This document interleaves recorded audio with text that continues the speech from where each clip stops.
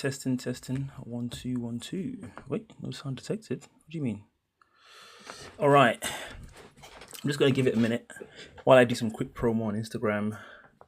Try and get my audience, get people in here. Thank you for joining. Couple minutes while more people join. Hope you can stick around. It's going to be a very interesting conversation about scandals all around the world. This is What in World Weekly. I do a weekly live stream going through the political goings on, social goings on, and we have a very jam-packed schedule today. 3 topics. We'll see how long we spend on each of them. But slightly news, slightly commentary, always a bit of both. Join me. Hope you enjoy it and stick around. Follow my page. You can search my page, see what kind of things I talk about. I aim to provide information that you won't find just by scrolling through. You know, if you're just reading the BBC, reading the New York Times, you're not going to find this level of detail and information. So that's what I try to provide. So this camera actually looks quite good. I look quite favorable in this camera. I'm going to start in a few minutes. Just going to wait for a few more people to join because I'm going to be telling a very long story. So I don't want to have to retell that story multiple times. Let me just do some quick promo. Starting now.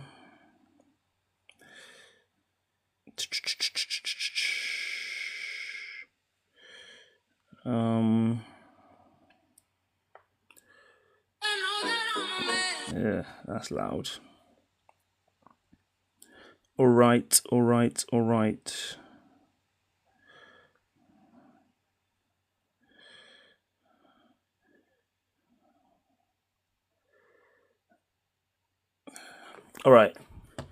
While I wait, should I play a quick chess game just to warm up?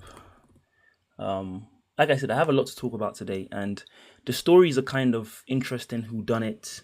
It goes different places, so I don't want to have to start the story and have to start again. Hi, hello. People I actually know are joining. This is fun. Shout out AJ. Shout out you, man. Shout out you. Thank you for joining. Thank you for sticking around, leaving a comment. I'm just waiting for a couple more minutes for more people to join because I don't want to have to restart the story. The first story you can see here, it's quite a long one. There's different twists and turns to it. So I want to make sure that I don't start that story and have to start again when a few more people join. Oh, let me put it in the Ready Rally group chat. Just in case anyone's interested in there as well. Main chat.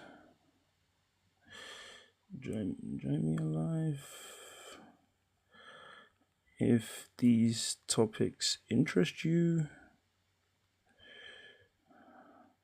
girl makeup always too sleek, no caking. Pastes. All right. I'll start in maybe 3 minutes or so, maybe 2 minutes. Let's just play a quick chess game while we wait. Might as well. Oh no. Okay. Let's play a 5-minute game. Nothing too crazy, just to quickly do it before people start joining. Nice and quick. Oh, my light is not on. LOL. Seems a bit dim. Oh, that's much. It's actually better or worse? I think that's worse. Should I try and dim it? This light is very bright. Okay, I think that's better. All right.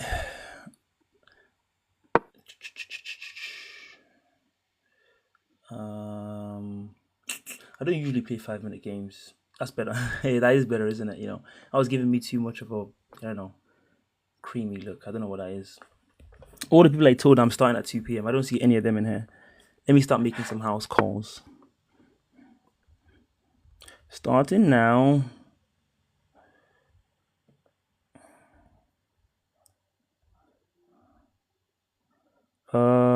Glory. That's better.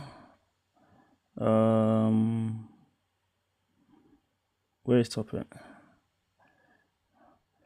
Daniel's joined. What's up, bro? Oh shit, I'm playing a quick game to warm up, but in typical Ade fashion, I've been trying to do other things and promote it, so I'm taking a bit too much time.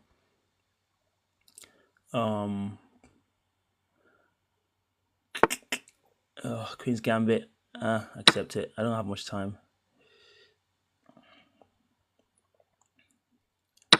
Yes, yes, yes, yes, yes. Let's go. Let's go quickly. Let's go quickly. Okay. That wasn't actually wise, was it? Double up the pawns. That was not very smart. That was not very smart. Um.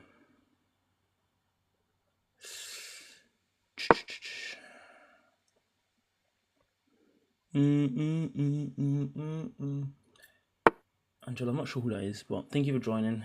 Again, I'm just playing a quick game to warm up while I wait for more people to join because, like I said, the topic I'm talking about today, it's a very long story, so I don't have to want to have to restart it multiple times. But after this game, I will start like however many people are in here. After that starts, do I play games every live? Not every live, but it's fun to do to kind of warm up. He's trying to come in here to sack me. I'm actually really mainly playing it today because um because I'm waiting for people to join. Is it recorded? It will be recorded. Yes, it will be recorded. I will. I'm gonna try and post it to YouTube once I'm done with this. I'm doing this on TikTok Live, which is a bit not the best because then I have to like download it and then save it to YouTube. It's gonna be like over an hour long, and who has the time? You're trying to get better at chess. Well, you're in the right place. Well, not because of me. I have a friend who's really good at chess who's also in the chat, but I'm also pretty decent at chess. I like to think. So again, I'm playing a 5 minute game, so there's probably not much I can teach you based depending on how fast this game is going. But I'm trying to get his king. Good place to start. Does he go live? It doesn't go live, unfortunately. I've been trying to convince him to try and do more of that. It's a he. It's a he. I don't know if you can see DF2397 in the chat. He's 2000 rated. He's amazing. So he's the person that's been teaching me.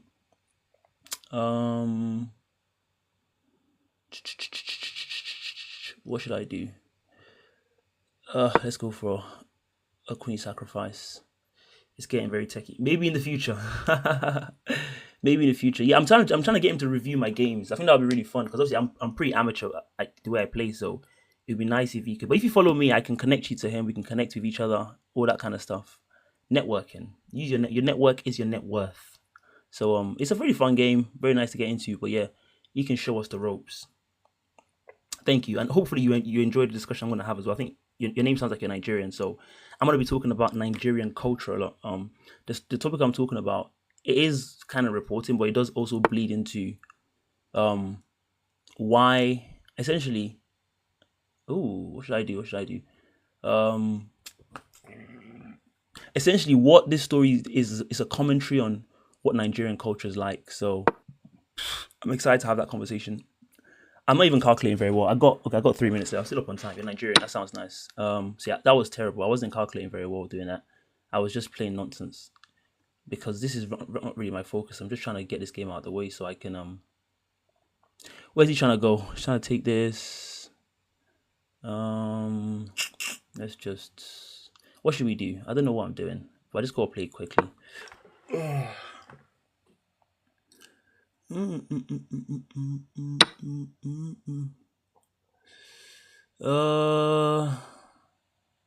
What are we doing? What are we doing? All right, all right, all right. I will be starting very, very soon. Once I finish this game, we're gonna get into. You can see the topics above there. If you have any questions on those topics for me, do feel free to ask. It should be a very fun one. I'm looking forward to it. Talking about Nigerian Paystack. I don't know if you guys have heard of Paystack. Nigeria has a boatload of fintech companies. We're doing really well in that front. This is not exactly related to fintech, I'll be honest, but there's been some exciting developments. Maybe exciting might be the wrong word. Hello, hello. Am I up on? Oh, he's still up one. I thought I was winning. All right. This is going well. The Paystack, exactly. Paystack, that guy. I was following it initially, and if you don't know about my page, I don't really do like gossipy type of content. Like that's not really my bag.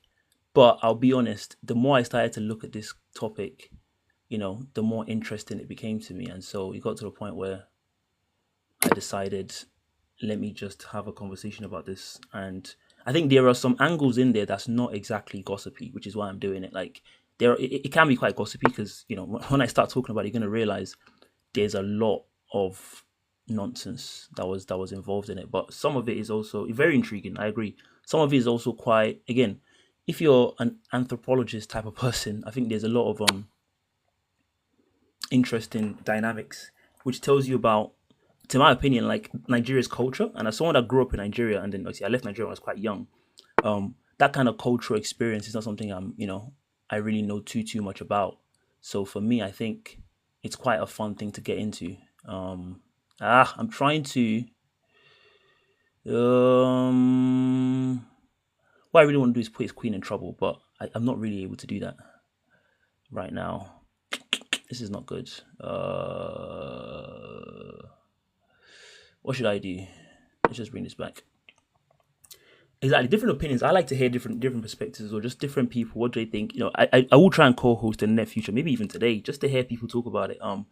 When I do these live streams, I end up going for like an hour and a half, and it can be boring just talking to yourself the whole time. Like there's no one else to talk to about it. So it can be fun to hear other people's perspectives. I just like talking.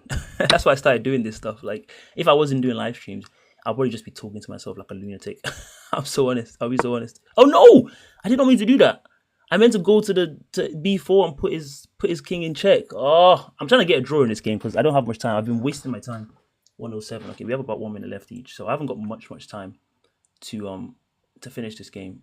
But I was trying to go to here and put him in check, but that was very, very silly.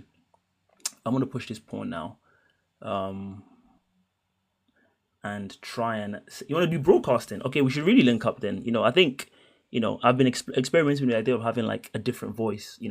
I'm a guy. People hear me all the time. Some of these topics is fun to hear a woman talk about it because it's a fascinating conversation. So I think let's just go for a queen exchange. Can we do that? What's he trying to do? I'm not sure where he's trying to go. Let me just push a pawn first. So I'm gonna look into trying to. Oh, that's what he's trying to. My board reading is horrendous. Honestly, I was literally like, "What's he trying to do?" I didn't even see it. Let me go here because then he can't put me in any more checks. I believe. Ooh, maybe he can. Let's bring this down. Okay, let me just put him in check first. And then your account is restricted. What have you been saying?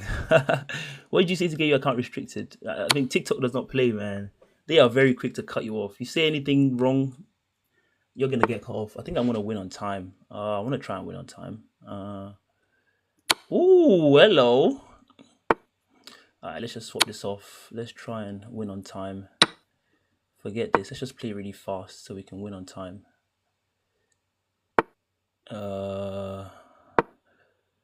Throw it back to him. Okay, fair enough. Swap those off.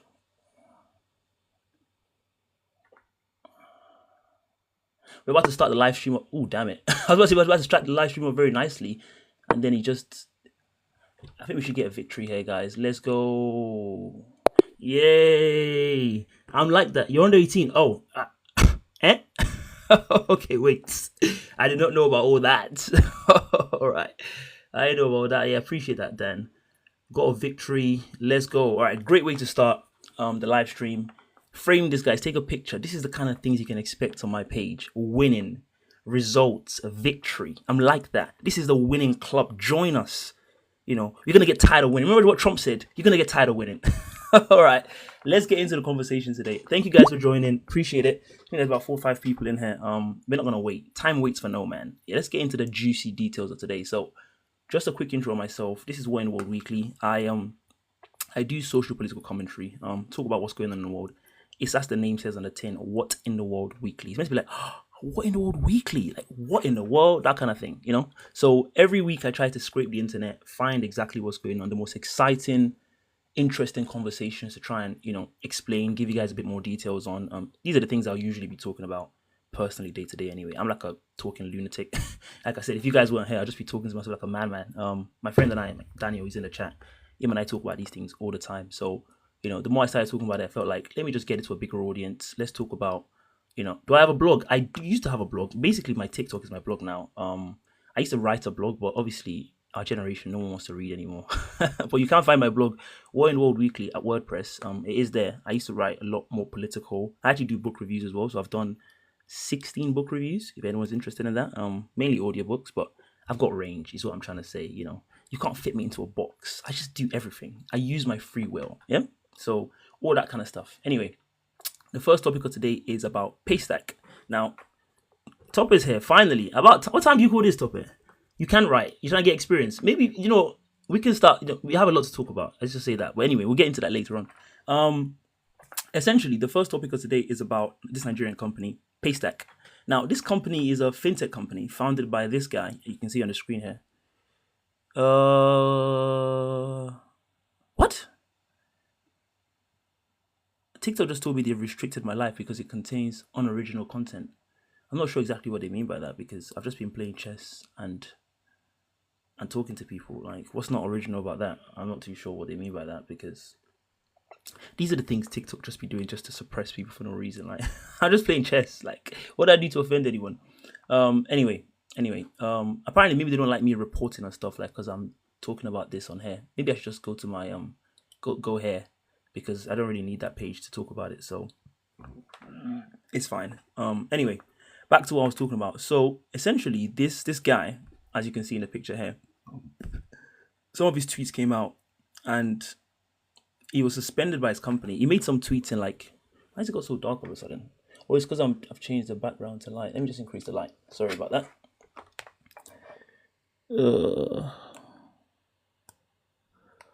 All right, I think that's better. So he made some tweets in around 2010, 2011 or so, where he was saying some truly disturbing stuff. Let me show you some of the tweets. Needless to say, we do not co-sign any of the nonsense you're about to see. Yeah, but like, this is partly reporting, so I do have to show you, what the guy's been saying. You can read. I'm not even going to read it out loud before TikTok starts to take me down. Like, but this is some of the gist of the kind of nonsense and disgusting stuff this man was saying. We're not going to show this too much. All right, let's move on from that. Stuff like that. You get the idea. So I don't know who decided to kind of dig them up again because the tweets have been obviously on the internet, on TikTok, on Twitter for a long time. And he got suspended from his company. So he got suspended as the leader of Paystack, and they were investigating, etc., etc. But then this is where it gets very interesting, and this is where the Nigerian feminism angle, which I'm going to get into later on, talks about. There is a certain woman that he owed him some money. Her name is Maki something. Our account is actually private now, so you can't actually find who she is. But let me just search her up on the corner for you guys. And again, this can be a lot to follow, so I'm going to try to summarize as I go along. This woman right here, you can see her thing. She's on private.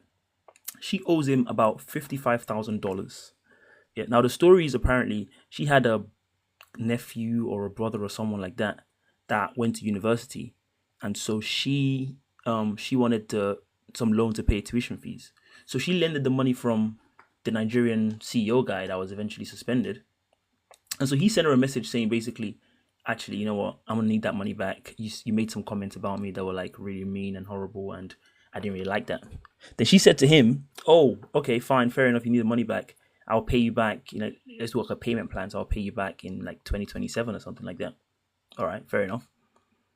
But I guess she wasn't really happy about this because this guy is around a lot of women.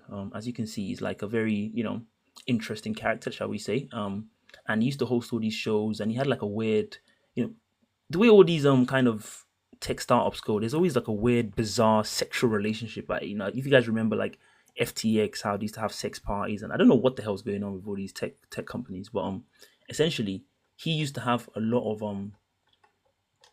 sexual relationships with a lot of the people he was working with, which was a bit weird and incestuous. So this is a picture of some of them right here. So I think the guy is like queer, bisexual, he swings multiple different ways. And essentially quite a few women in this picture, he seemed to have been having sex with them. Now, because obviously he's very wealthy, and needless to say, Nigeria is a very poor country, a lot of these women seem to have, they had designs for him, basically, They liked the access he gave them because, this guy is someone that, his company got acquired by Stripe for like $200 million. So, he has a lot of money, and he's clearly not, he doesn't mind about parting ways with it. He lent her $55,000. He gave someone else £100,000. He's a very it was just gay present. Who knows? God knows what's in a man's heart. I don't know. Maybe he just like to express himself. God knows. So these are some of the women that are going to be central characters in the story.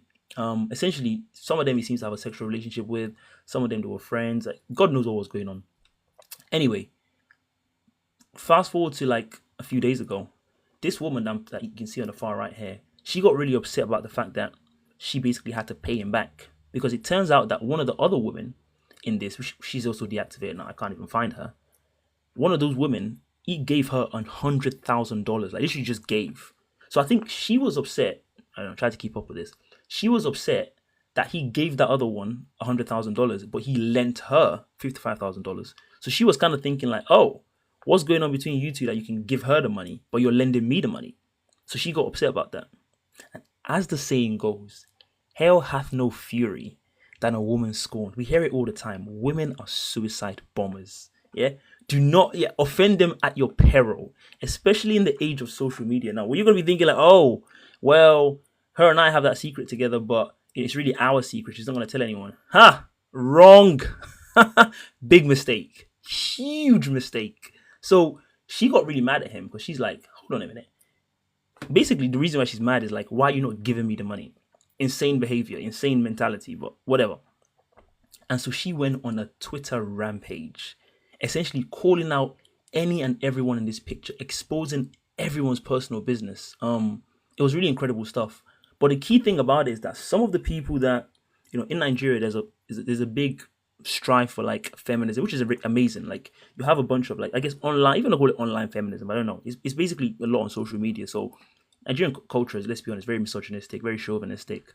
And what you've had in the past few years, there was a group called the Feminist Coalition.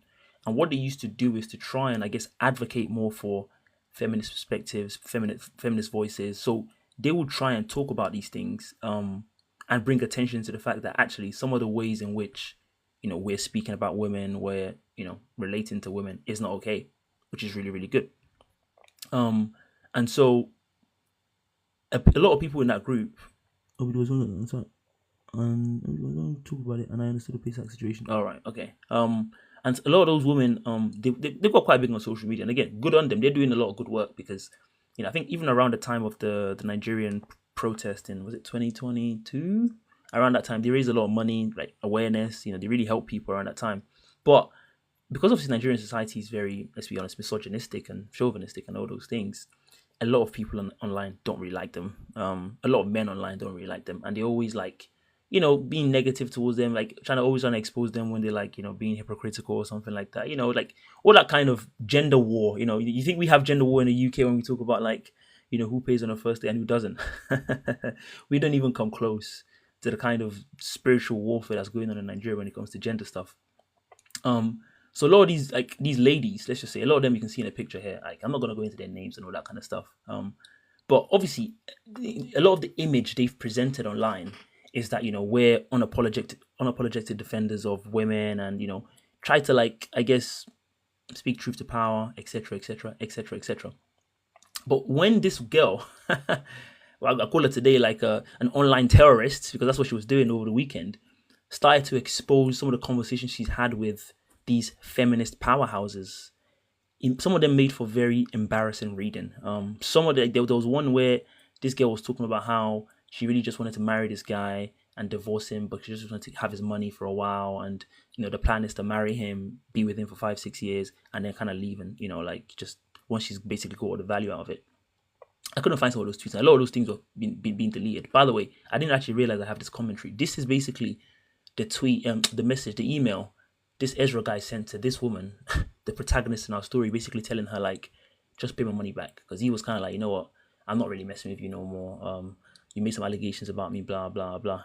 Regarding the outstanding 55,000 loan, let me have a repayment, etc., etc., etc. That's the context behind all this.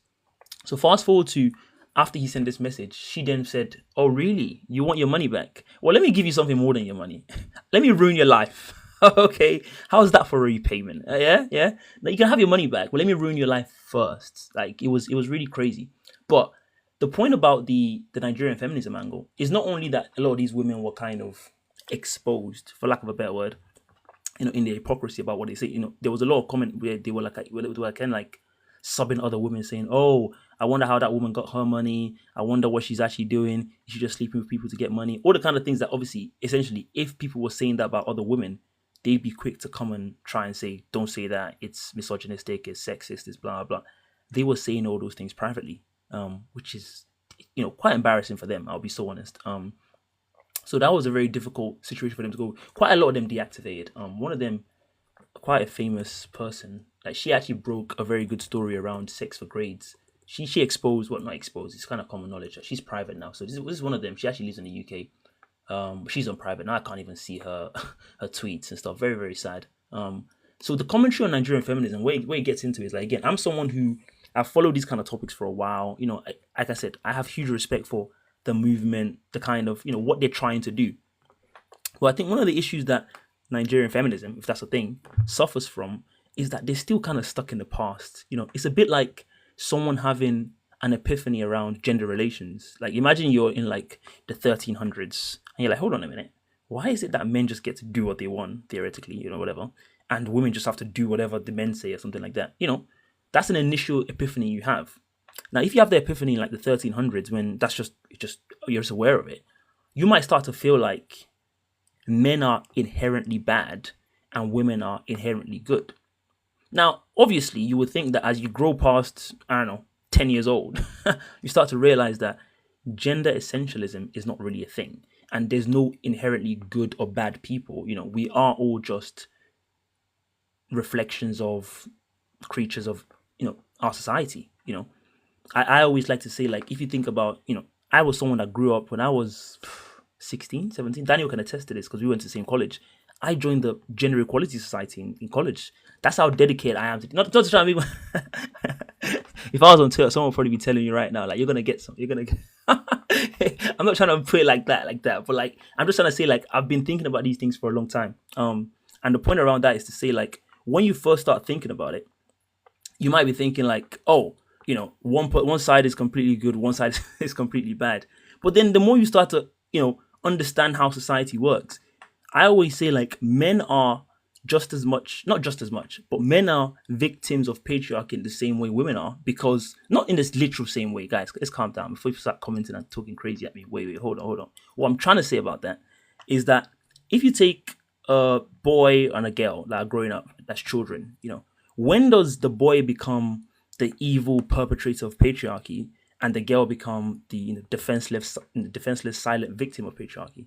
There's no real age you can point to, because at all their ages of development, society's just happening to them. It might be a case of, like, when they're growing up in the same family, subconsciously mom is like, okay, like, the girl gonna do the dishes, blah blah, and the boy's just sitting there playing games. That's not really his fault. Again, he's just a victim of the situation the same way she is. I say that to say, like, thinking that one side is inherently good and one side is inherently bad is something you might think when you're, like, a child. But as you start to grow up and understand how the world works, you would hopefully mature out of this kind of mentality. But the unfortunate thing for Nigerian feminism is that it's led by people, the kind of people you can see in the picture, who have never really developed beyond that.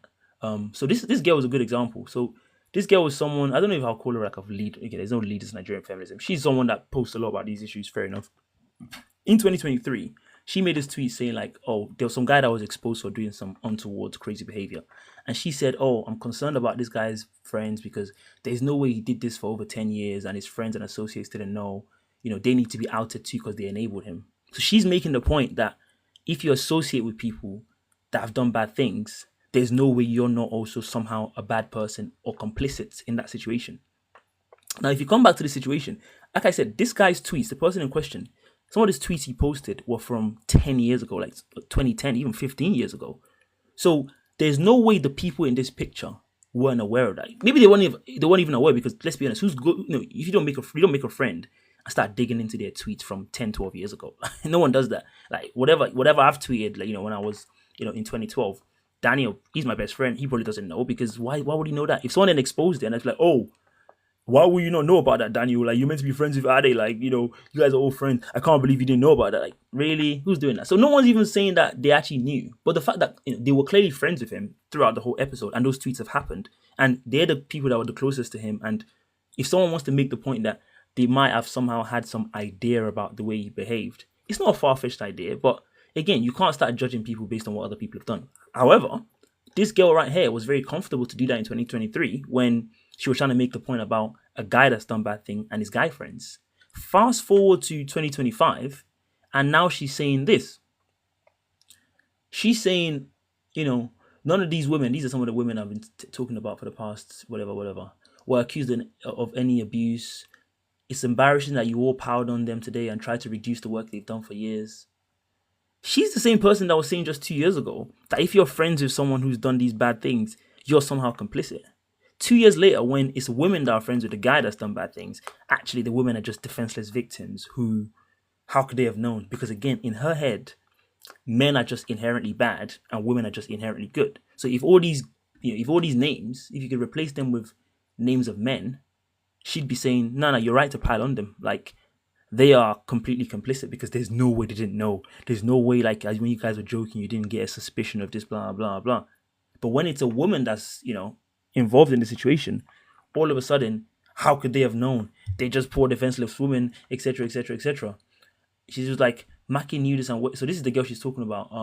There's no evidence these women knew of the abuse. None of them lived with him. Now, I should point out, some of these women dated this guy. In fact, there's some embarrassing tweets of them trying to offer themselves to him, basically because he has loads of money, and saying, "Oh, I'm a tech founder." Some similarities between Nigerian feminism and English. I'm not sure what English feminism is, Daniel. I'll be honest. I don't know exactly what that is as a thing, but maybe you can tell me a bit more about that in a bit. But so the point about this again is like she's changing her tune because to her, she's a feminist in the sense of like a gender essentialist. Like women are so oppressed and go through such a tough time. Therefore, they must be inherently good, and the people that are doing the bad things to them must be inherently bad.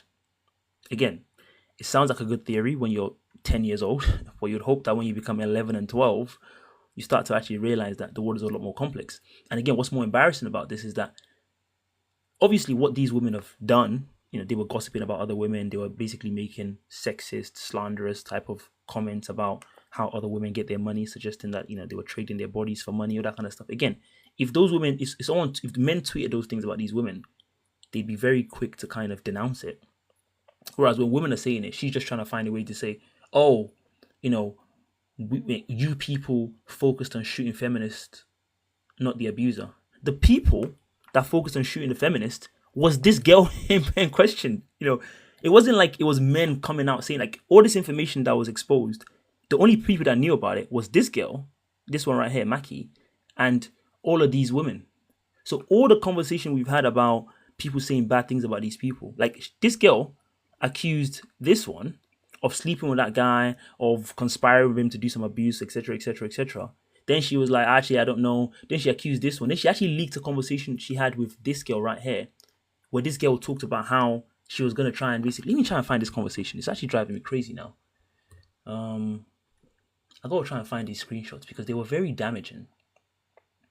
Oh, here we go. Here we go. Yes, I found it. I think this is it. This is it. All right, these are some of the things she was saying. Let's see if I can find the more relevant things. Oh, there we go. So she said, I didn't love him, no personality, nothing in common. I wanted to marry him for stability. So she was trying to marry people just to be stable. Now, again, if someone had tweeted that on the internet, as a feminist that she is, she would have been like, we need to stop doing that. As a feminist, we can't be doing all this. These are the kind of things she was saying in private. Just marry this man, get one child with him. He's a doctor. He has a sense of duty. So just basically 5-6 years into the marriage, file for divorce. There's enough time to establish after I tried, blah. I'm sure women like us think this. In my case, I just can't seem to trust or love men enough to be committed a lifetime. So it sounds a bit like she probably has some emotional stuff she has to work through, right? Because again, I imagine that I'm not a brain doctor, but it's hard to believe that if you're someone who genuinely believes that men are just inherently bad and women are just inherently good, is that far away from starting to think like this? Like, well, if they're just inherently bad, how can I even trust them? How can I love them? How can I be in a relationship with them? Like, these are the oppressors, really internalizing a lot of the rhetoric that you've been promulgating and are a big advocate and champion of, it doesn't make for great reading. And again, I must point out, this was exposed by the Mackie girl. So the whole conversation has now devolved into, I can't believe Nigeria is so horrible. A man got exposed for doing horrible things, and everyone's focused on the women. It's not everyone focused on the women. It's the women involved that are destroying each other like this. Like the men, like again, no one knew this information until this girl volunteered it. So we wouldn't have known about this. So it's not like, oh, Nigerian society is so sexist that they're all going after the women. The women involved are just kind of ripping each other apart, which is again not great to see. But let's see. What else did she say? There's some stuff where she talked about. The other one talked about how they were basically like. Let me see if it's in this conversation. Let's have a look. Let me make this bigger screen, full screen. Oh, all right. Stop scrolling. Stop scrolling. You're giving me like, bro. I can't see. Slow down. Wait, slow down, bro. Can you just show us this information slowly? Okay, this is not really relevant. You guys can't read this. She's scrolling too fast. Let me try and find something more screenshotty and useful.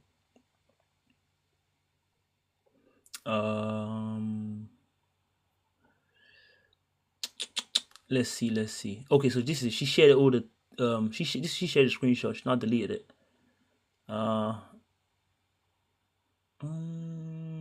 Oh, here we go. So this is where she's like accusing another woman of being a kind of escort type thing. Here we go. What she say? She said, I thought it was runs. Now, if you don't know about Nigerian parlance, a runs is basically like, what do they call it in the West? Prostitution is like, it's gone out of style now, and there's a word for it. Is it escort we call it in the West? I don't know. I think the word prostitution is tricks, that kind of stuff. Yeah. Prostitution's gone out of style. We don't say that anymore. So basically, she's talking about a woman called Toke Makinwa, I think her name is. Toke Makinwa. Oh my god, my Yoruba is going away. Oh my god, this is embarrassing. How do you say that name in Yoruba? Toke. Oh my god, this is... Okay, Makinwa, that's this is so embarrassing. I can speak Yoruba, guys, I promise. That's just really bad. Anyway, she's talking about this girl right here. Let me not butcher the name again. And she's suggesting that she might be someone that's selling her body for money. I thought it was runs. Maybe she's got it all figured out. Maybe she's just living this life authentically. I don't even think it can be runs, because she would have to be the best runs girl alive. Even the most notoriously well-known ones aren't this good. Wow. As a feminist icon, this is how you're speaking about women.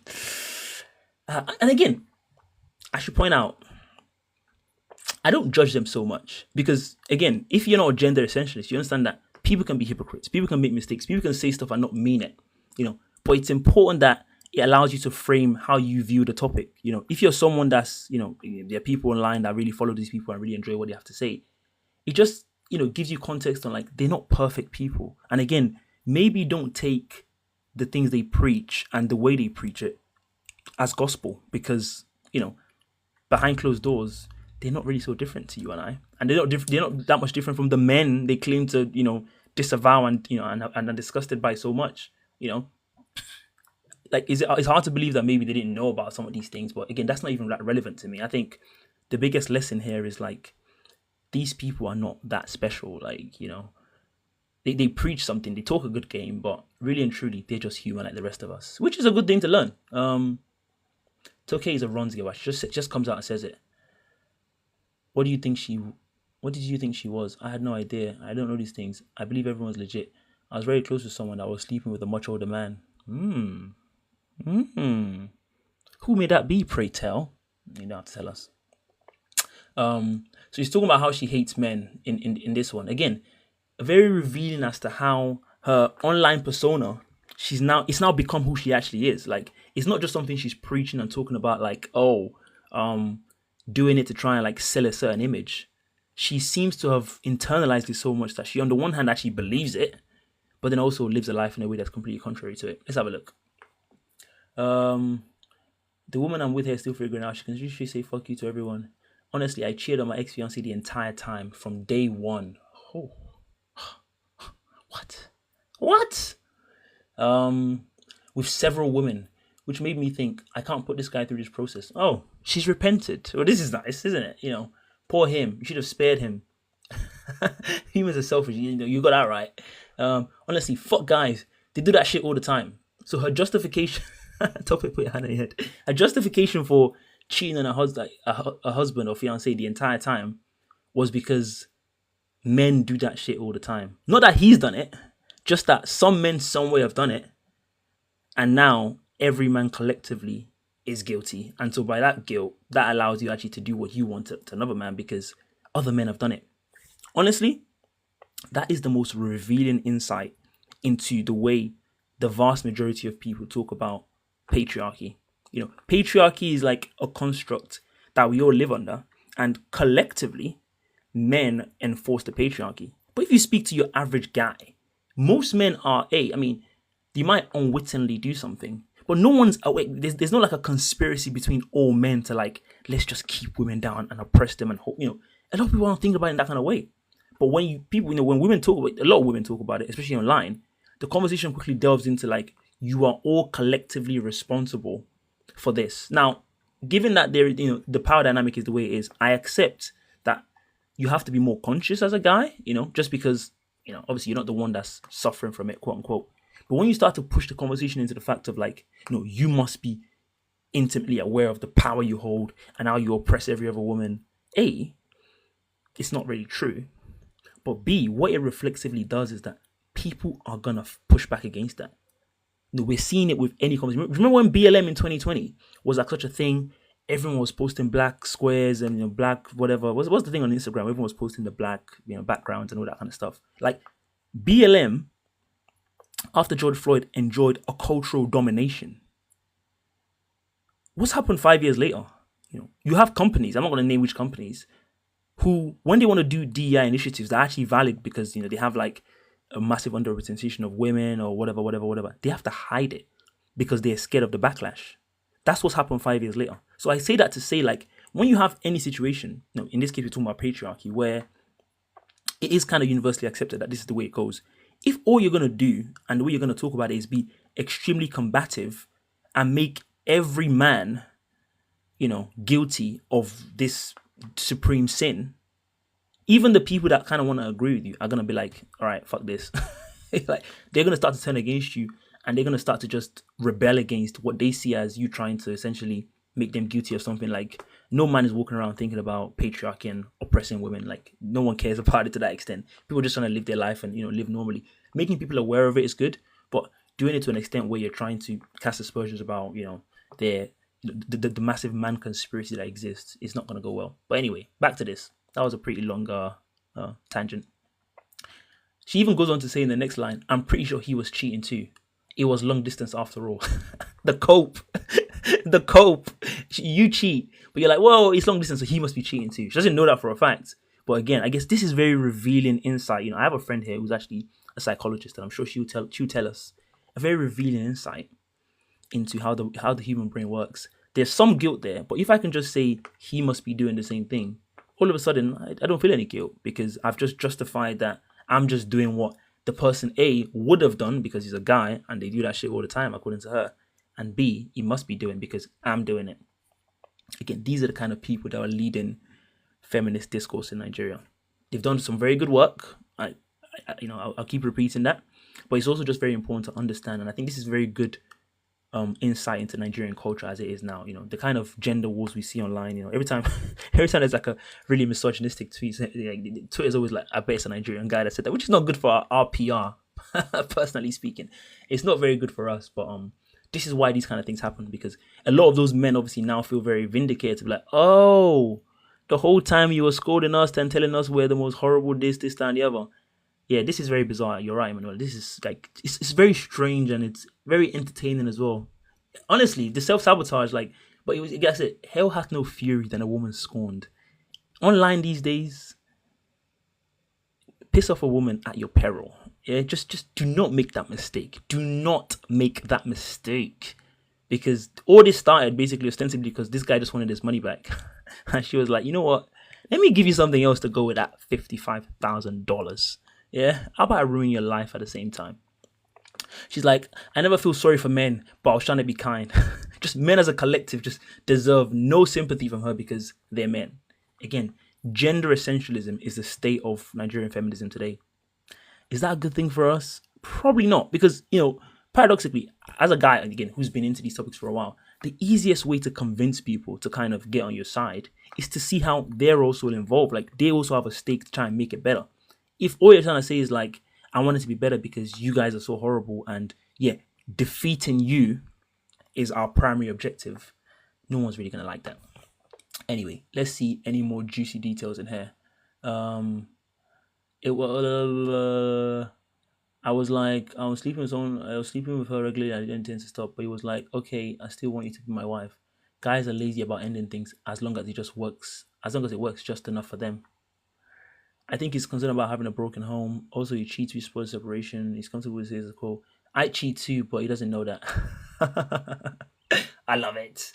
I love it. I imagine the fact that she says I cheat too, but he doesn't know that. When they argue, she probably still points out to him that, yeah, you're a disgusting cheater.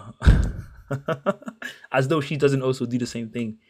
Again, the sanctimony of these people has to be seen to be believed. Probably what happens when you get elevated to these kind of level of social status is that you develop a kind of a narcissism that makes you genuinely think you're better than other people, especially men. Like, you must be better than men because look at them, they're men. And so what you start to, the kind of complex that exists in your head is that even if you do exactly the same things that you spend your whole entire life railing against, it doesn't really matter because, when you do it, it's different. A lot of the lecture around, feminist conversations in Nigeria, you always see that the people that are doing the lecturing, they genuinely believe that they're not the same as the people they're talking to. Like, those people are beneath them. But like, it's like, do as I say, not as I do. That's essentially the lesson from this. But I think that was a fascinating insight into the state of Nigerian feminism today. If you're curious about that, I know there's a lot of Nigerian people in the diaspora. Just very good to kind of keep tabs with how our cousins and relatives are doing back home. So yeah, hope you found that interesting. And I think on that note, I'll move on to the second topic, which is a more exciting topic. I'm really excited to talk about this. Human intelligence is overrated. That's my thesis on the second topic. Now, what am I going to show you guys for this one? I was going to show you guys something else because I can't just have this guy on the screen the whole time. It'll be a bit confusing if someone comes in like, what the hell are you talking about? Human intelligence, and this guy's on the screen. I was going to play a video, but what I'm going to do is I'm just going to play the video and mute it, and I'm going to talk as I play the video. So this is a video about the evolution of the Earth, and I think it's quite an interesting one because thank you for doing that. Well, you're welcome.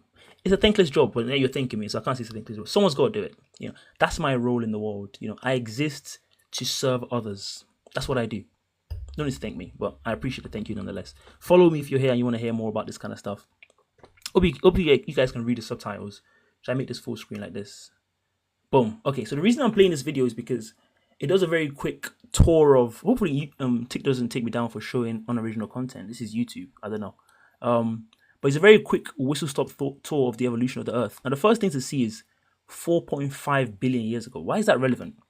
I had a debate about a couple months ago, which I've been meaning to post to TikTok because it's great self-promotion for me, but I haven't actually got the raw footage as of yet. Now, part of that debate was essentially answering the question on whether or not God exists.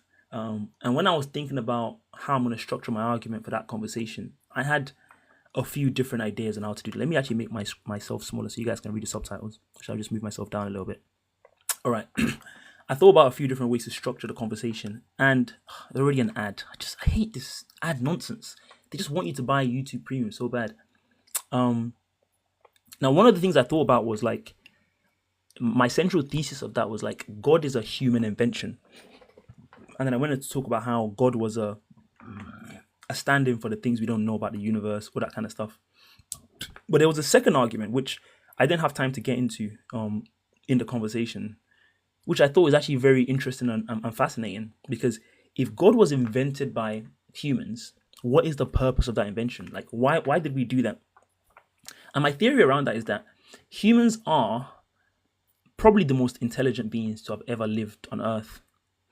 And obviously that didn't come about, by like we developed from other animals before us and before us and before us, if you believe in that kind of evolution argument. But I think what happens is that when you are, as we are, the most intelligent beings in the universe, and you've been able to create, vast systems within systems, like our economy, within that capitalism, socialism, government, democracy. These are not things that exist naturally. You have to remember that, like, There are no other animals on Earth that have a democratic system where people just decide and choose. Like that is very unique to us. So that is like a superpower we have. But I think that superpower also then makes us think that because we're different and unique and better than every other animal because we can subdue them, like we are the masters of the planet. That means that we're not also animals. So if you think about the lifestyle or the life cycle of any typical animal, they exist, they evolve into different species, and eventually one species dies out. But I think humans have deluded themselves into thinking that they can't die out, which is why God has to exist. Because if God exists, God created humans in his image to be the special standard bearers of the planet. Like our existence is unique to every other animal because we exist as God's creation. So that's why it follows on that eventually when we die, that's just not the end for us.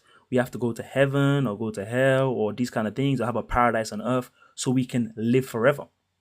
Humans genuinely believe that we can exist forever. That's contrary to what we know about the planet and what we know about the universe. Because as you can see in the video in here, when it gets to eventually, there are animals that existed before us that had the same kind of universal domination of, well, their sliver of the planet anyway. But what happened to them eventually? They became extinct.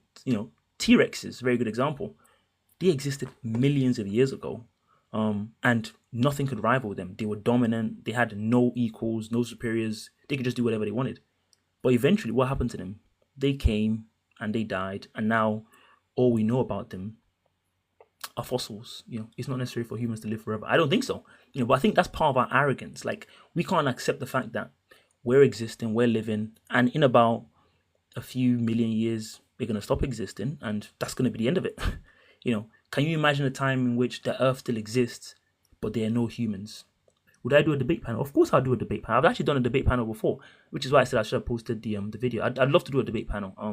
I love hearing myself talk. I think other people enjoy hearing me talk as well, but even more so myself. But yes, if you have a debate panel you're trying to do, put me on that. Invite me. Follow me. Let's talk about that. I'm really, really into all that kind of stuff. I'll be talking, regularly, generally. Anyway, back to what I was saying. And so when I started thinking about that, it made me feel a bit despondent because when you think about the way we live our lives right now, I think in many respects our life, goes as though we're going to live forever. Like, we have, for example, God, which a lot of people live their life in saying, let me try and do X, Y, and Z so I can live in the afterlife. I can go to heaven. It's very hard for people to accept that actually this just might be it. Once the light goes out, proverbially speaking, there's no heaven, there's no hell, there's no other part. Because think about it, no other animals that exist on Earth think about what's going to happen after they die. When they die, they're dead. Like dolphins. Dolphins are really intelligent animals. Not as intelligent as us, obviously, but like dolphins, lions, tigers, whatever. They don't think about, what's going to happen after we die? Because I don't think first of all, they're not that intelligent. But secondly, they don't have the arrogance to think the world revolves around them. But I think what humans... thank you for the likes, by the way. Keep them coming. This is how you boost me and get me to get loads of people watching my streams, which I really appreciate. You do believe Angela said, I do believe we have souls and consciousness. That's how we think like that. Exactly. I think our consciousness, which is maybe a feature of our intelligence, is what separates us. Like, what is it about us that makes us so aware of those questions? And I think that probably comes from our ability to think abstract. Like humans can imagine stuff that doesn't exist. Like money. Money is a human invention that's completely made up. Our economic system is completely entirely made up. It's something we've invented to kind of help us live the world around us. But when you're that intelligent, you start to eventually believe that those things are real. It's like the Matrix. Like, you exist in it for so long, you start to actually think these things are necessary to live the world. Like if you tell someone right now, can we have a world system in which, we don't have capitalism or like we don't have, money in the way we do, they'll be like, what? Like, how is that possible? Because it has to follow on that these things have become universal truths.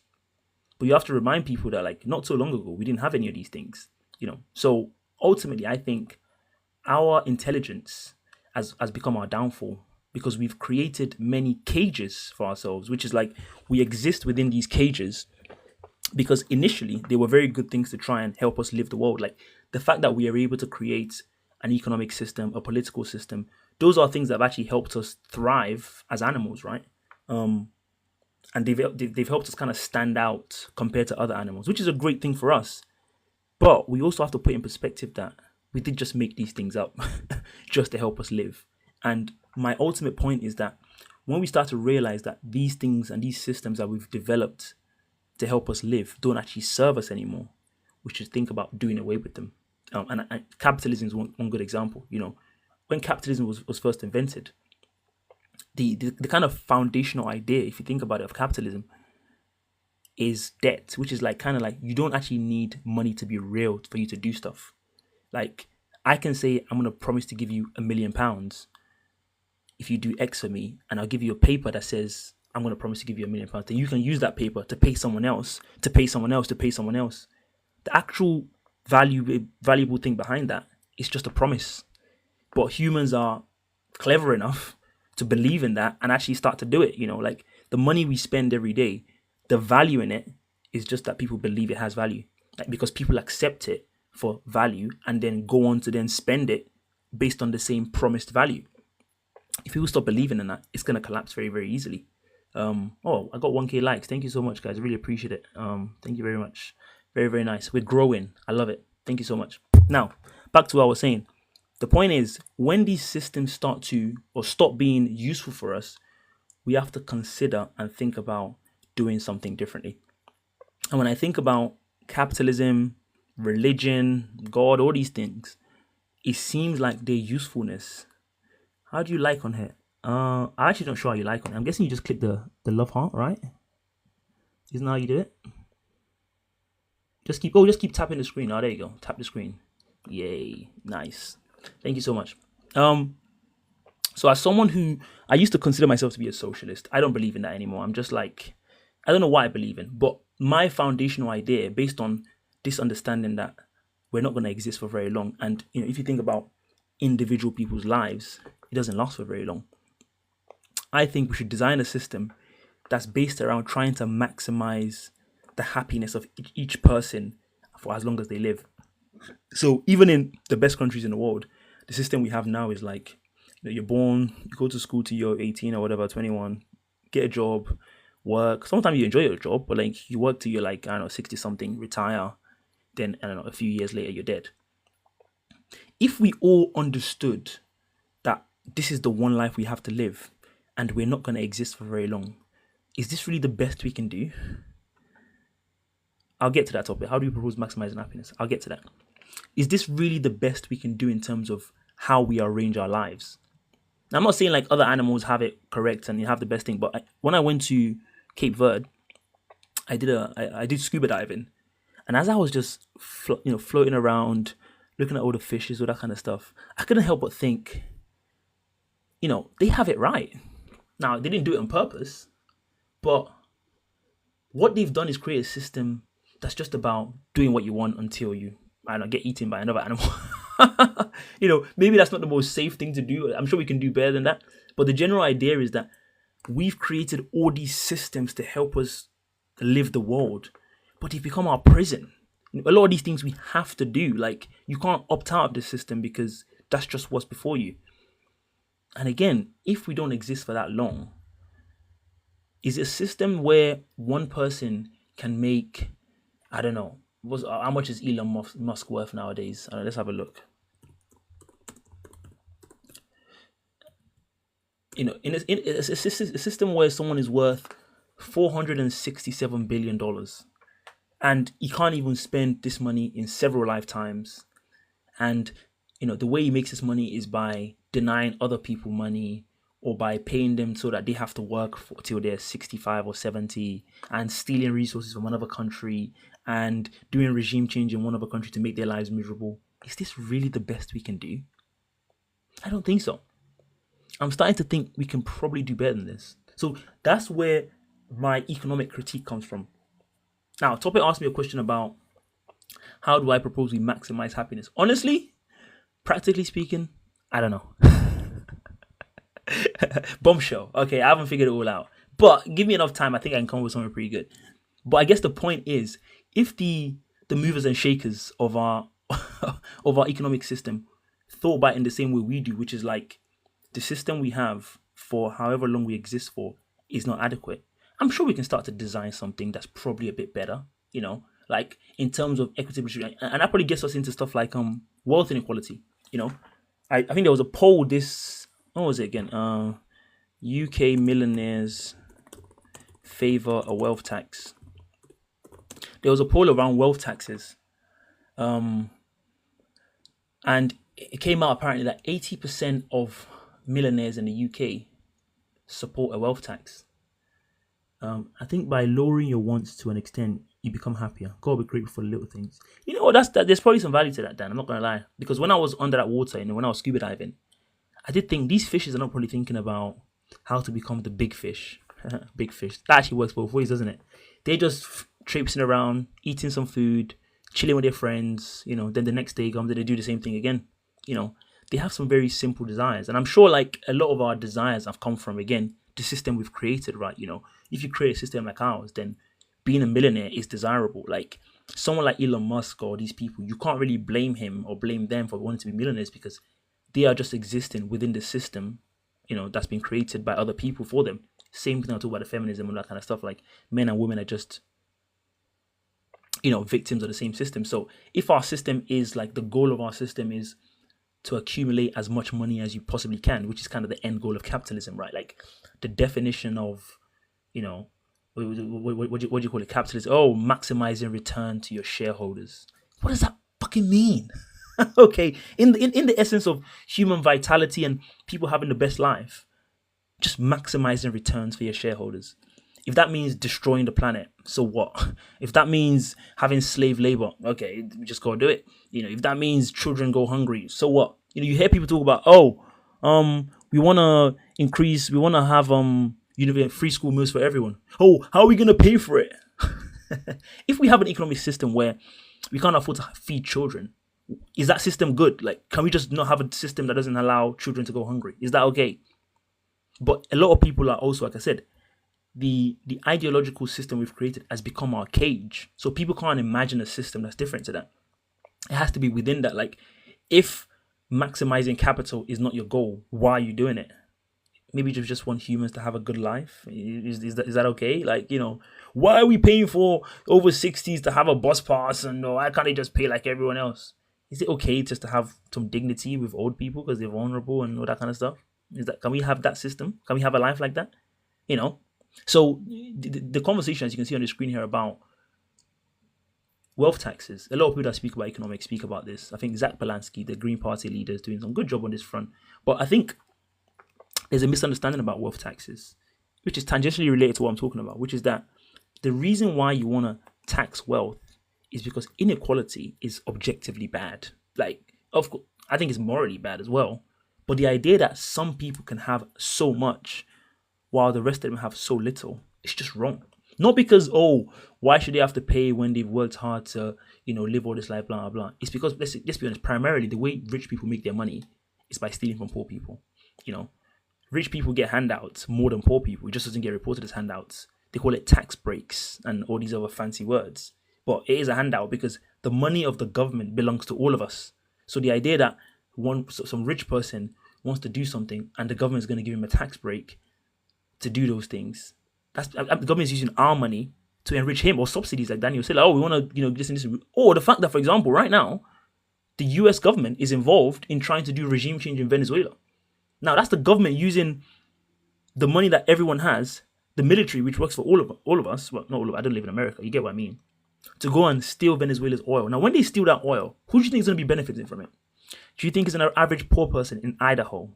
Or is it Chevron and ExxonMobil and Raytheon and the defense companies? So why is it that they can steal other people's resources and then give it to, and then use the collective wealth of the country to do it, but then give that wealth to like a select handful of people? And then those people are going to start saying, why do you want to tax us for? It's our money. We worked hard for that. No, you didn't. You used the labor of everyone else to acquire that money. So yes, we should be taxing it from you because it doesn't just belong to you. It belongs to all of us. So if all of you are having conversations around wealth inequality, the framing is not like we should tax them because they need to pay their fair share. The framing is that having a system in which 3% of people own half of the wealth, it's just not good. Like people always talk about, oh, capitalism. If this is the best we can do, I mean, I thought we were meant to be smart people, guys. Come on, we can do better than this. So to wrap all that up, I think human intelligence is overrated because we've created and designed cages for ourselves based on our intelligence that's actually starting to limit our existence, our self-expression. Again, also because we're not going to exist for very long, guys. Let's be honest. Climate change, nuclear wars. I mean, we've even designed weapons that are designed to wipe out human civilization. Think of how smart you have to be to design weapons designed to destroy you. Does that make sense? All we need is about 100 nuclear weapons, and our civilization, our species ceases to exist. Now, is that smart of us? Like, it's really smart of us because we have nuclear physics technology and intelligence, whereas lions can't create that. But how smart are you really if all you've done is design and develop many different ways to end your existence? Is that really so smart? Are we proud of ourselves? Like, if the dolphins could understand what we're doing and like Russia sends their nukes off, the US sends their nukes off, and we all die, would the last person on earth be able to say to a dolphin, oh, I'm still so much smarter than you? Are you really? You're the only one left, mate. We're still chilling. We're fine. I mean, nuclear weapons will probably kill dolphins too, but like, suppose a lot more of them survive, it'd be a bit embarrassing for us to say we are the most intelligent beings to ever live, and in about 200,000 years of our existence, we destroyed ourselves. I mean, really? Can we do better than that? I think so, So maybe we should start off by also getting rid of nuclear weapons, because why do we have weapons that are designed to destroy human life as we know it, destroy our planet as we know it, and this is meant to be the pinnacle of our intelligence? I don't think so. Now, wrap that up. If you found that conversation interesting, follow me for more stuff like that. I'm going to go into the final topic now. What type of love is AJ looking for? Now, I said that as a bit of a trap. I'm not going to be talking about myself too much in this. Maybe a little bit, because come on, guys. I don't want to be giving you guys, the inside baseball on my love life. However, the reason why I want to have this conversation was that I saw a very interesting tweet in which this girl talked about how she wants earth-shattering romance. And I couldn't help but resonate with that. In the kind of life we exist in nowadays, the kind of cultural moment we're in, people complain about how hard finding love is and how difficult that is. And I don't know, am I struggling with that? Maybe not struggling is the right word, but it is what it is. The point of this is to say that I think a lot more people should obviously want this. But I think specifically when it comes to men, this is a conversation where we're kind of getting, how do I put this? We're being left behind a little bit. I think in the past, maybe 5 years, romantic conversation paradigm has shifted so much. All thanks to like a lot of work women have been doing online. To kind of raise awareness on, I don't think finding love is hard. It's just people who are hurting other people. Yeah, well, it's a complicated situation. This is not like a man versus woman thing, by the way, guys. I'm just kind of saying it from a man's perspective because I'm a man in it, so I don't really know what you guys were thinking. Anyway, in the conversation I've been having with friends and people like that, I found that because women dominate romantic conversations online, let's just be honest, and side note conversation, it's very impressive that like the paradigm of relationship and romance has shifted so much in the favor of women in the past few years. Like if you say to, like someone can look at you as ridiculous if you suggest that, for example, oh, I also want a woman to, and the word is chase, but if you make a mistake as a guy of saying, oh, I want a woman to like romance me. Huh? Sassy man epidemic, sassy man pandemic, blah, blah, blah. In 2025, men want to be chased as well. Send a flood. The men that you send to be carpenters and farmers that want you to be chased. Oh my Lord. Like, why can't men also want to be desired?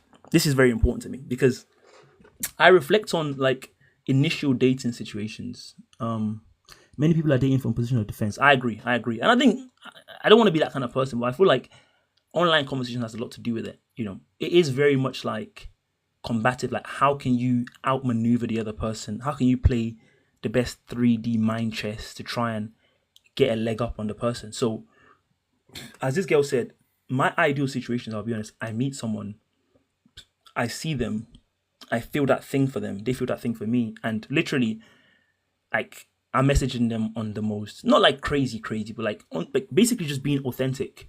I'm not trying to like play a 3D chess game of like, let me just say this and let's keep it at that. I also want to be able to say what I want to say because I feel that way and I know you feel the same way too. But I think more and more that's being more difficult. And, I think as men, it's very hard for us to basically say like we want that same level of desire. So this is a conversation we had a few weeks ago about like, paying this and, who pays, not who pays on the first day. It was to do with like this guy basically saying like he was going to take this girl to the Shard and she asked him to like get her an Uber as well, and then he was like, oh, I'm not going to do that because that's too expensive. And everyone was mocking the guy saying, how broke and cheap can you be, why wouldn't you just do that? But my counterpoint to that was kind of like, if you're someone at the early stages of the situation, you're also feeling a sense of vulnerability, and it would be nice if this other person also expressed that actually I like you too. And one of the ways you can do that is like, oh yes, I'll happily transport myself to the date you're going to pay for. I mean, the fact that that's even a conversation in 2025, it shows how impressive of a job women have done have done online in shifting the conversation to the point where anything but total subservience to what they want is unacceptable. And I think men get lost in that shuffle a little bit because as a guy, it's hard for you to express that actually it would be nice if a woman also did the same thing for me, because I would also like to feel secure about our bond and our romantic situation. So these are conversations that I think men are constantly having. I'm constantly thinking about having this conversation with men. I think, I don't know, if you're in this chat, you're a woman, etc., it could be important and useful for you to reflect on like, if I'm trying to speak to someone, like I met someone and I like them, etc., am I matching their energy? I'm so big on matching energies because I'll be so honest to you. Sometimes there's been situations where, get girls' details. If I message you like, hope you got home safe, and I know like you're awake, if you don't message me back that same night saying, oh, thank you, I got home safe, the next day you message me, it's over. Because I just find it hard to believe. Like, if you feel the same way about me that I'm feeling about you, you're going to wait till the next day to message. Like, some people might say like, that's a bit strict. But no, it's not strict. You get it, Angela. You get it. If you actually like that person, your energy is going to be like, you can't even wait. Like, once you see that message, like, yes, they messaged me, let's go. But even those little things, like your message, like you send 3 messages, you ask something, and then they're like, and then you ask them like, oh yeah, how many times a day? Like, okay, I had a situation, no joke, a few days ago. I don't know why I'm telling you guys this, but I'm being vulnerable. Asked her like, oh, how many days a week do you do X, Y, and Z? She was just like, oh yeah, like I think she answered like 3 or something. She didn't even say what about you. It's over after that. I swear to you, it's over. You don't even care about me. You hate me. Like, you can't even ask me like, how about you? You don't even want to continue the conversation. Like, no, it's over. Like, I'm done. Like, I know it sounds so like, what's wrong with this guy? No. I'm at the point now where like, it has to be that same level, because all I always keep going back to is like, if you genuinely think I'm your forever person, you will not be trifling like like this. You just don't think that. You don't take me seriously, and if you don't take me seriously, I'm gonna just take myself seriously. Okay, like, you don't have to do it for me, I'm gonna do it for myself. Exactly. You just want to end the conversation. That's how I'm thinking about it, because you're not even letting me, like, how am I gonna say something to this now? I'm just like, you want to ask you another question, like it's an interview, like, what do you think this is? You think you're the boss of everyone? No.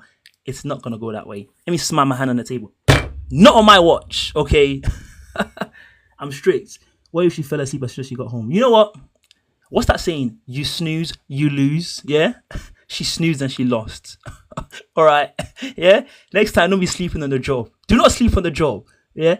Don't snooze. Okay? Like, that's how it goes, So, again, I say that to say, like, I'm telling you as a man, you gotta rate yourself. If you start doing this, people are gonna start to rate you. Yeah? Because you're putting yourself in a position where and again, I think it's an affirmation of your self-worth. Like, it's almost like you know what you're looking for, and if you're ready to put out that level of devotion to someone, and for whatever reason, maybe they're not ready, they haven't been aware of it. Because I even remember, like, when I was dating my second girlfriend, like, we used to have conversations where I'll be asking her questions and she'll just be like answering, like, like, what about you, blah blah. And then one time I said to her, like, okay, what you just said, how would you respond to it if I send it to you? And she was like, oh, I wasn't thinking of that. Really? You wasn't thinking of that? Now, this is where I get a bit ranty about it, because I genuinely feel like, again, from a man's perspective, women are so used to being approached and chased and courted and stuff like that. They don't reflect on the fact that actually it would be nice for you to also like put out some effort.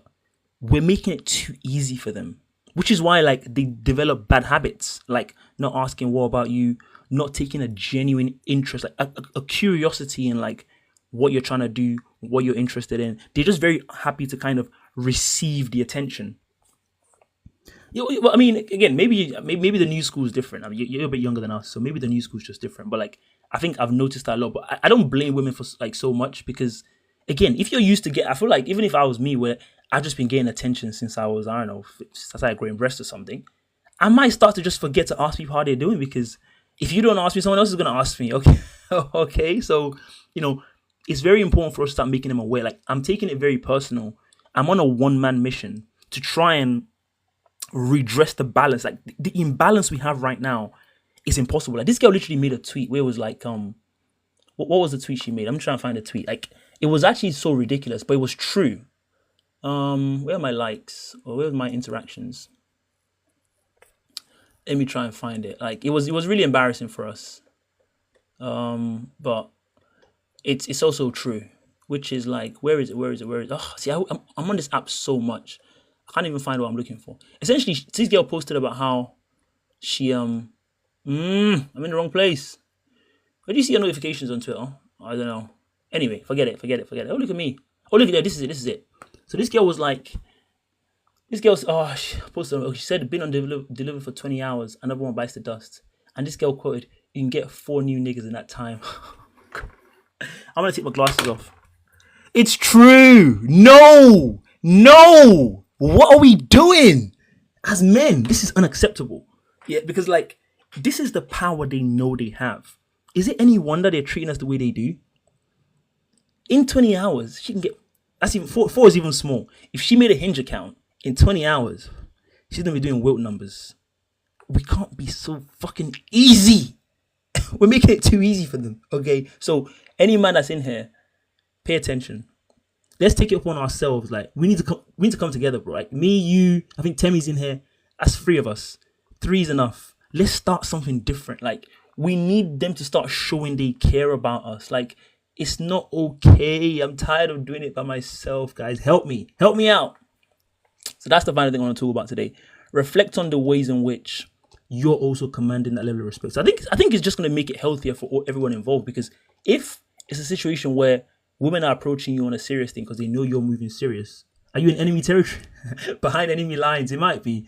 It might be.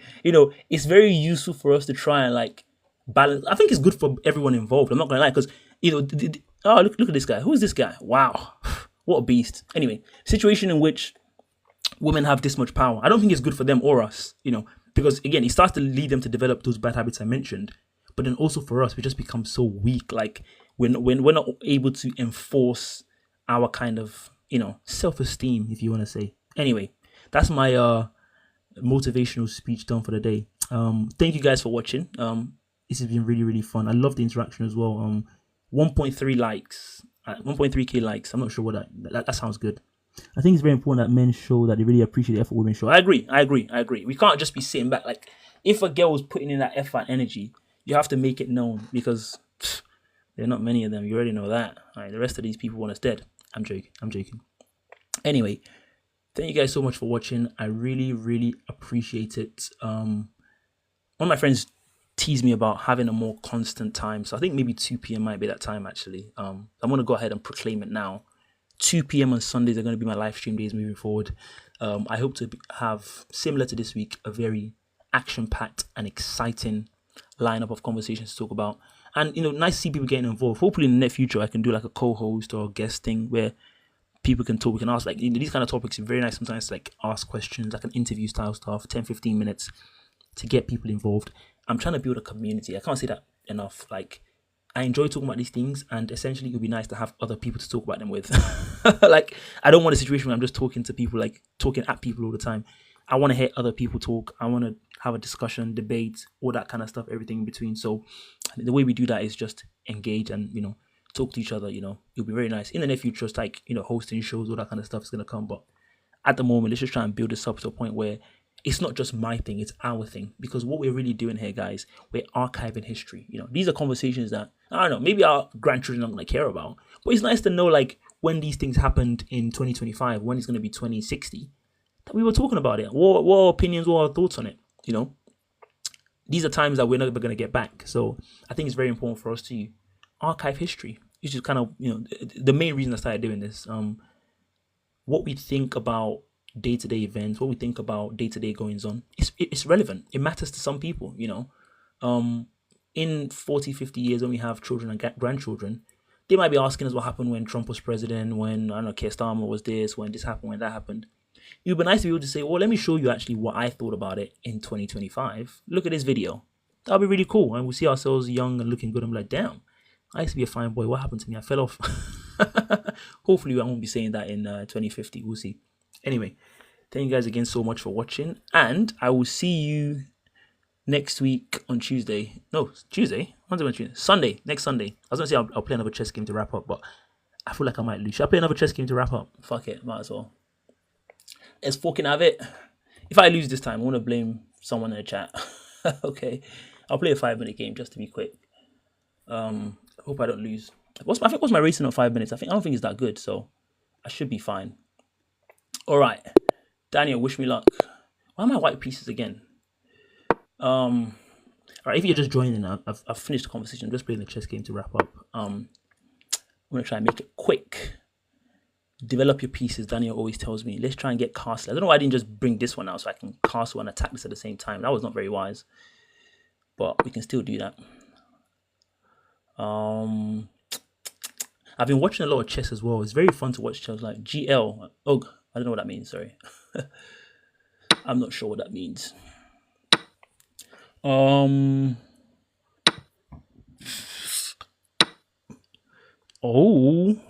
Ooh.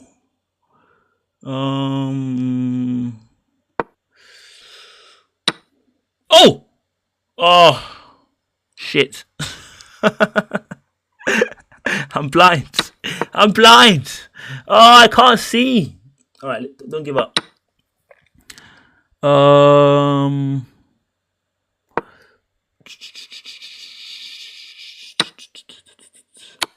With the white pieces. Why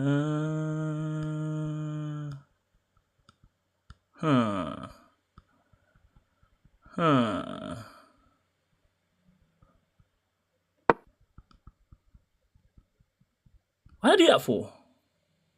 That was a weird move. I was trying to protect my king from being fuck it. Let's just get desperate. Let's start doing whatever. I'm blaming Daniel for this loss, by the way. I don't know why. I'm just blaming you, bro. When you're watching, I'm not focused. I'm doing nonsense. I'm not reading. I'm behind a massive screen here, and I still didn't read the board properly. It's embarrassing. Anyway, it's never. When you notice when you start watching the top players is they never give up. They don't give a heck what position it is. They're gonna keep playing. So I'm gonna do the same thing. He's up 7 and he's looking like he's gonna destroy me, but you never know what's gonna happen. What's he trying to do?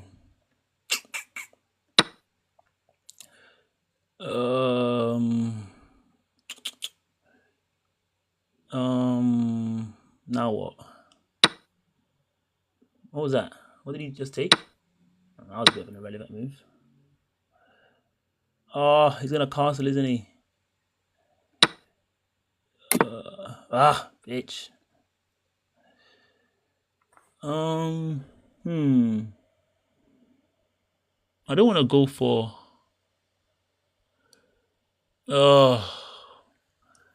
What to do?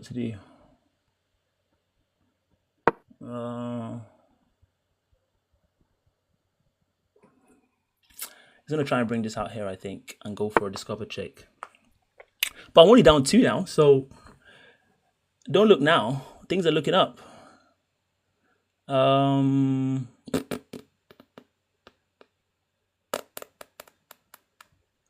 What's he trying to do? I'm only down 1. Ooh, hello. Hey, what just happened? Oh.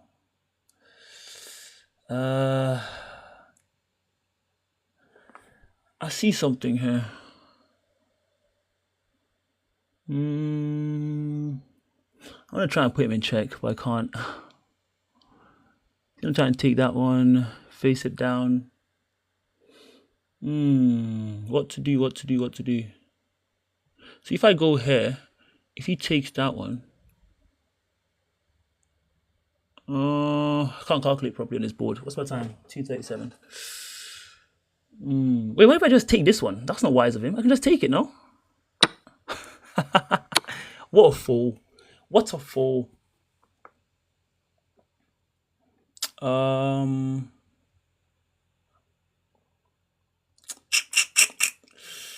What should I block with? I have no choice actually, really. I only have one move.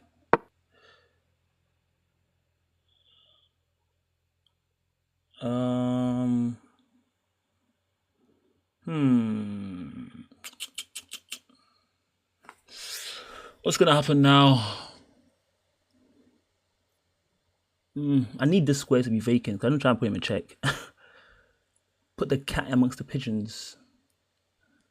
Now what I could do is start swapping pieces off. Why did he do that for? Ha! I'm winning. I'm like that. I'm telling you guys, this is winning is what you're gonna see. If you're on this page, you're gonna get sick of winning. Like all we're gonna do is win. Now what to do next? I gotta play this smart. Shall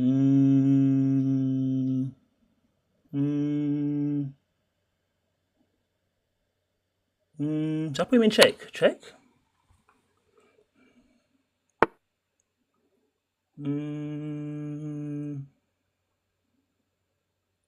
Check. Fork. Mate in one. Wait, I missed it. Did I miss it? Mate in one. Where is it? I can't see it, Daniel. I don't see the mate. I don't see the mate. I don't see the mates. Where's the mate? I can't find it. Let me just keep playing. I don't got much time.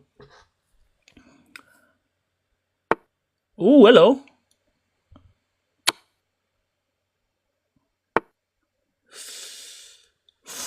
And now what? If I go here, check.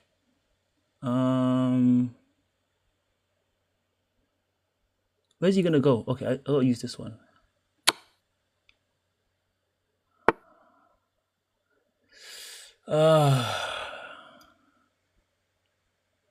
Wait, what? Oh, okay.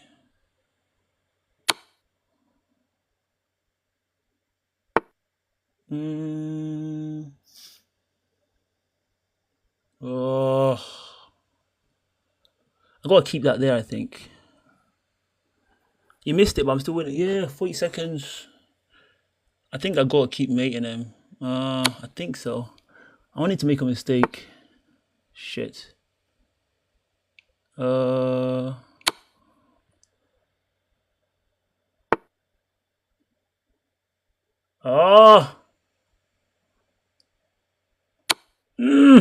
losing it. There you go.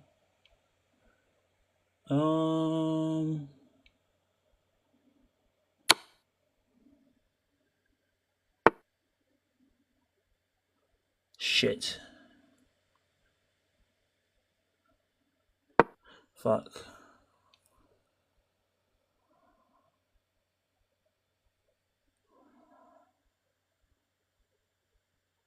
How much time? 10 seconds. I gotta play quickly. Yes! I'm like that.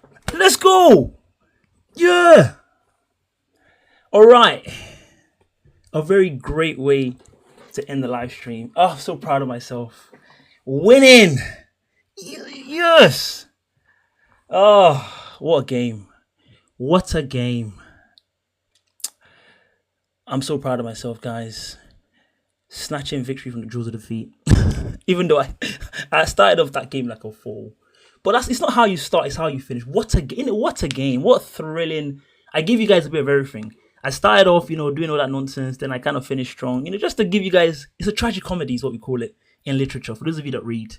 All right, thank you guys for watching. Hope you've been very entertained by that, and I will see you guys next week, same time. Adios. Oh, Ficky Boy just joined. You missed it, mate. You missed it. Tragic comedy. Yes. Bye.